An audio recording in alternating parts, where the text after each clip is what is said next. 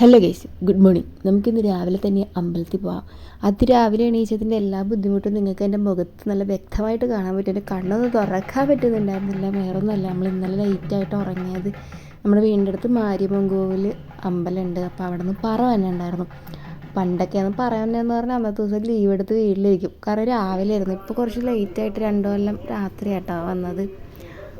അപ്പോൾ എൻ്റെ അടുത്ത് അച്ഛൻ രാവിലെ ചോദിച്ചു, വൈകിട്ട് ചോദിച്ചു, ഇന്നലെ രാത്രി ചോദിച്ചു, എനിക്ക് നാളെ രാവിലെ അമ്പലത്തിൽ പോയാലോ എന്ന്. അപ്പോൾ ഞാൻ ഓക്കെ, ഒന്നും ആലോചിച്ചൊന്നുമില്ല, എന്താണ് ഏതാണെന്ന് ചോദിച്ചൊന്നുമില്ല. അങ്ങനെ അമ്പലത്തിൽ പോയി. നല്ലൊരു ദിവസമായിരുന്നു.